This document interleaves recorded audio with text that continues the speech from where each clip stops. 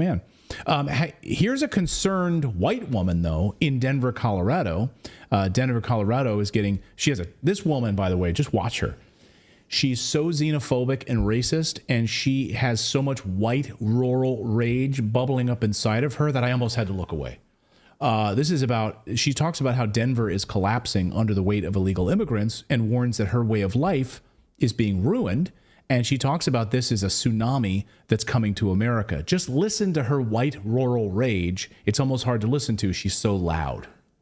I'm here to speak on behalf of the poor, the elderly, who are struggling because of the issues that you deal with and how you deal with them. So we're talking about a thing that's going to navigate people. I took a look at some figures, and I figured some people here ought to hear them. If we look at Denver with 40,000 immigrants,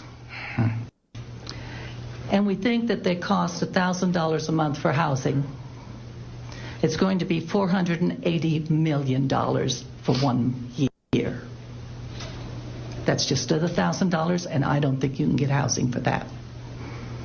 If you feed those people 40,000 at $200 a month per person, I don't think that's possible today.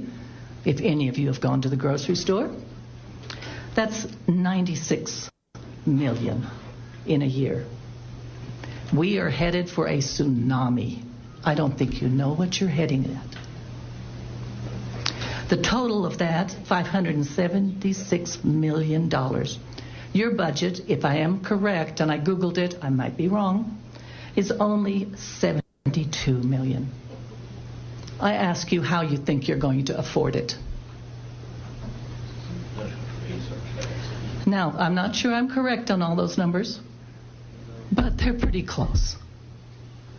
Now, personally, I live on a budget of $30,000. My husband was a school teacher, and I worked for Jefferson County, and I had a disability, and we had to quit.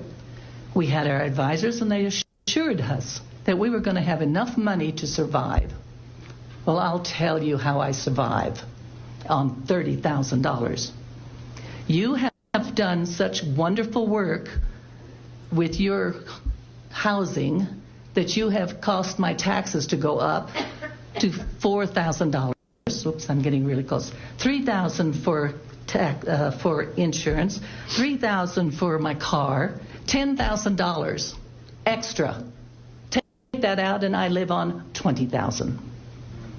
Now, I have to go to get clothing from the Goodwill. Now I'm so poor I have to repair the clothing.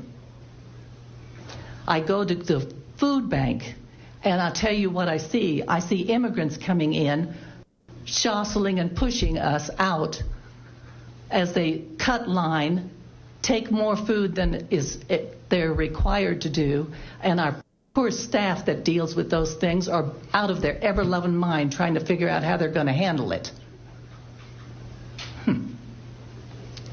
Yeah. You ask how I'm coping? For God's sakes, help me. Oh, bless her.